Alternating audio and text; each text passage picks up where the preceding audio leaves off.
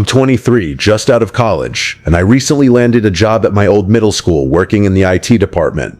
It wasn't glamorous work, just fixing Chromebooks, organizing the mess of wires in the basement, and making sure the old server equipment kept running. But I didn't mind. The basement office was actually pretty nice compared to the rest of the school. It had decent desks, 2 big mini fridges stocked with sodas, a flat screen mounted on the wall, and best of all, air conditioning. That AC was like heaven compared to the muggy, suffocating classrooms above. I wasn't alone down there either. My 2 coworkers, Eric and Martin, were veterans in the department. They'd been running the school's IT for years, and they liked having me around. They remembered me from when I was a student, back when I was the computer kid, always helping teachers with their projectors or fixing classmates' laptops. They treated me less like an intern and more like a colleague, which I appreciated. It was an easy job until the night everything changed.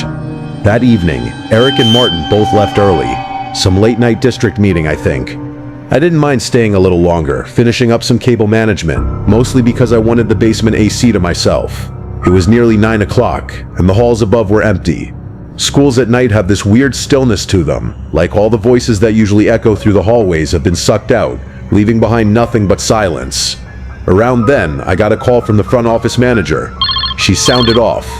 Her voice trembled as she told me the school was going into lockdown. No explanation, no details, just lock the doors, turn off the lights, and stay put until further notice. That might not sound too unusual if it were during school hours, but this was at night. There were no kids here, just me alone in the basement. I tried to laugh it off at first, texting Eric and Martin, "Hey, you guys know what's up with this lockdown?" No response. The basement office didn't have a real door, just a wide open frame. The hallway outside had one exit door that, as far as I knew, didn't even have a working lock. For safety, I killed the lights and shut off my monitors, letting the room sink into near total darkness. I figured it would just be some weird drill or maybe a test gone wrong. 10 minutes passed, then 20. Nothing. I pulled out my phone, scrolling mindlessly to pass the time. That's when I heard it. The basement door at the top of the stairs creaking open. Every nerve in my body went stiff. I froze, straining to hear. Footsteps. Slow, deliberate, descending the stairs. At first I wanted to believe it was a janitor, or maybe even Eric coming back for something. But there was something wrong with the way the footsteps sounded. They weren't casual. They were too careful, too measured, like someone trying not to be heard. I slid quietly under my desk, pulling my knees up to my chest. My breath felt too loud, my heartbeat too strong. The footsteps grew closer, each one echoing down the concrete hallway, until they stopped right outside my office. The darkness was suffocating. I could barely make out the faint outline of the doorway. Whoever it was, they were standing there, watching. And then, without warning, my phone buzzed. The vibration was deafening in the silence. I scrambled to silence it, but the damage was done. The footsteps started again, this time moving directly into the office. I held my breath, clutching the edge of the desk. Whoever it was didn't turn on the lights. They just stood there. I could hear their breathing, shallow, steady, controlled. A moment later, something brushed against the desk leg. Then, in one swift motion, a hand shot under the desk and grabbed my arm. I screamed, thrashing, but the grip was strong. A man's voice whispered urgently, "Shh, it's okay. I'm hiding too." In the dim light leaking from the hallway, I could make out his shape, jeans, a hoodie pulled low over his face, and gloves. He crouched down beside me, smiling faintly, his eyes darting toward the doorway. "What's happening upstairs?" I whispered, my voice trembling. He didn't answer. Instead, he asked me, "Is there another exit down here?" My gut twisted. Something about him wasn't right. Before I could respond, my phone buzzed again. This time, I risked glancing at it. A text from Eric. "Do not go upstairs. Heard over the scanner. Armed intruder in the building. He's in dark clothes, hood up. Dangerous. Stay hidden." My chest went cold. Slowly, I lifted my eyes back to the man crouched beside me. He was staring at me now, his faint smile curling wider, as though he knew exactly what I had just read. For a moment, neither of us moved. Then his grip on my arm tightened. "Show me the exit," he hissed. Panic surged through me. I wrenched free and bolted, sprinting toward the hallway. Behind me, his footsteps thundered as he gave chase. My hands fumbled for the stairwell railing, dragging me upward 2 steps at a time. A deafening crack split the air. A gunshot. The sound ricocheted through the concrete basement. Dust rained down from the ceiling. He had fired at me. I didn't dare look back. Bursting through the basement door, I stumbled into the hallway, lungs burning. The entire building was eerily silent. I darted toward the nearest exit, but before I could reach it, voices rang out. "Police, get down." Blinding flashlights cut through the darkness. Officers stormed the hallway, weapons drawn. I dropped to the floor, hands raised, as shouts and commands echoed all around. The intruder didn't even make it out of the stairwell. They dragged him down, face pressed against the linoleum, weapons skidding across the floor. The entire thing was over in seconds, but my body was still locked in fear. Later, I learned he wasn't just some random guy. He was a former parent, banned from the school years ago after a violent incident with staff.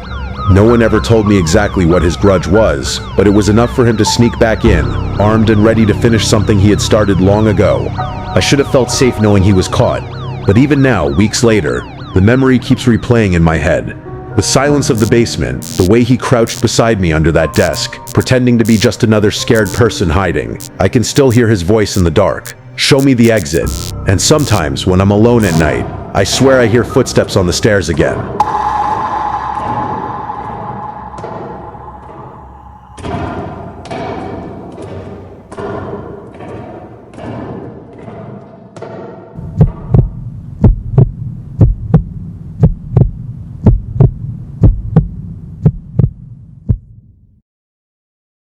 It was a Thursday afternoon, 8th period, the last class of the day.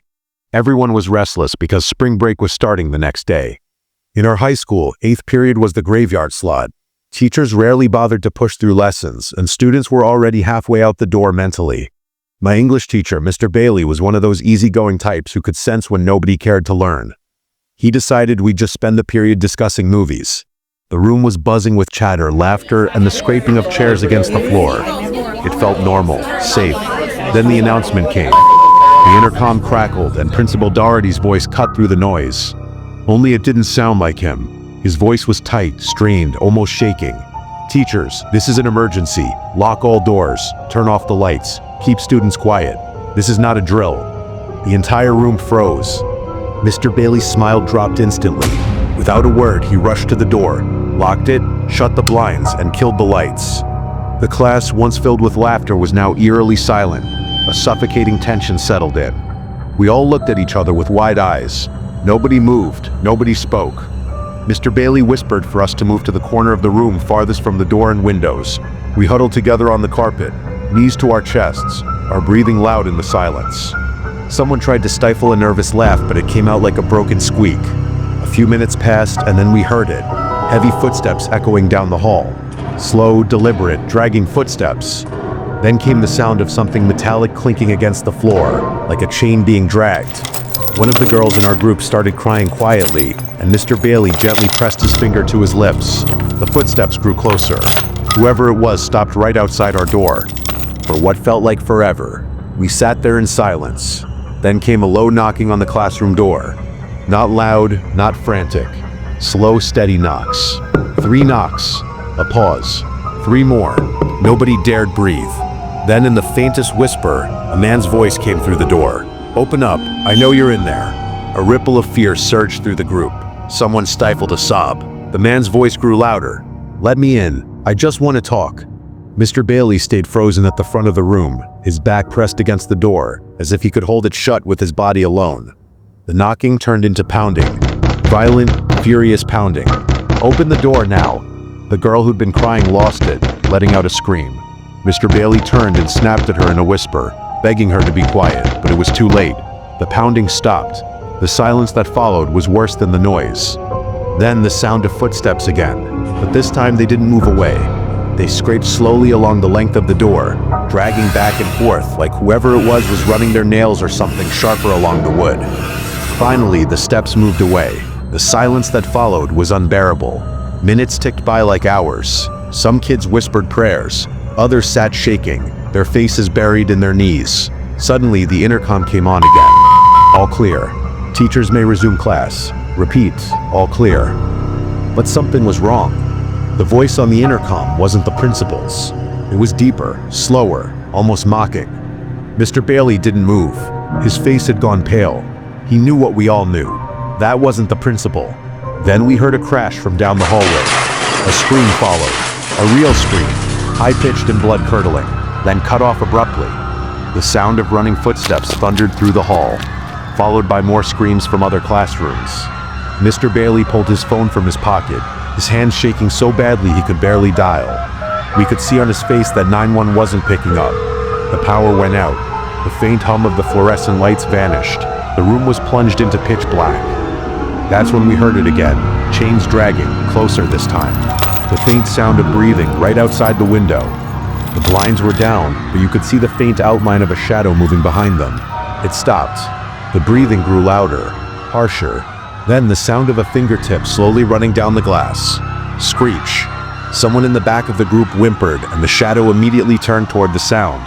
The glass shuddered. Once. Twice. Then it cracked. "Get back," Mr. Bailey whispered urgently, motioning us deeper into the room. But there was nowhere to go. We were already in the corner. The glass shattered inward. A figure climbed halfway through the window. He was tall, thin, his face obscured by a hood. His hands were pale, long-fingered, one clutching something shiny, a large hunting knife that glinted even in the dim light. We all screamed. Mr. Bailey grabbed the nearest chair and hurled it at the window. It connected with a sickening thud, knocking the man back outside. "Run," Mr. Bailey shouted. We scrambled to our feet, bolting for the opposite door. Mr. Bailey unlocked it and shoved us into the hallway. Kids from other classrooms were spilling out too, teachers frantically trying to herd them toward the exits, but the halls weren't safe. The screaming grew louder as figures, plural, emerged from the shadows.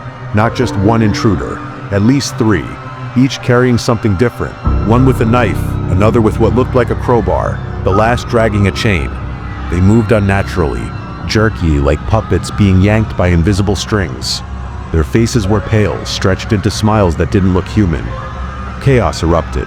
Students tripped over each other, teachers shouting for everyone to stay calm, but it was impossible. The intruders lunged, grabbing anyone they could reach. I saw one girl pulled by her hair into a classroom, her screams echoing until they cut off.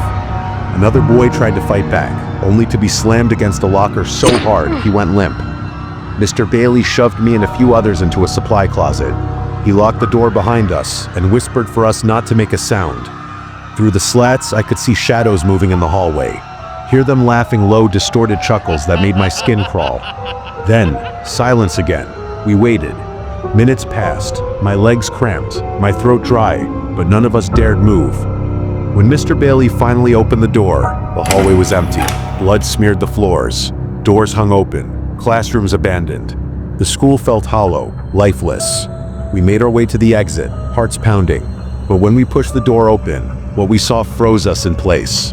The parking lot was filled with students, or at least things that looked like students. They stood in perfect rows, unmoving, their heads tilted at the exact same angle. And in front of them stood the three intruders, watching us. One of them smiled, his teeth too sharp, too many. "Class dismissed," he rasped. That was the last thing I remembered before everything went black. When I woke up, I was in a hospital bed. Police were there, asking questions. They said I'd been found unconscious in the janitor's closet, that the school had been evacuated after a false alarm. But I know what I saw. And when I looked at my phone later that night, I saw a photo saved in my gallery. I hadn't taken it. It was of my English class, huddled in the corner during lockdown.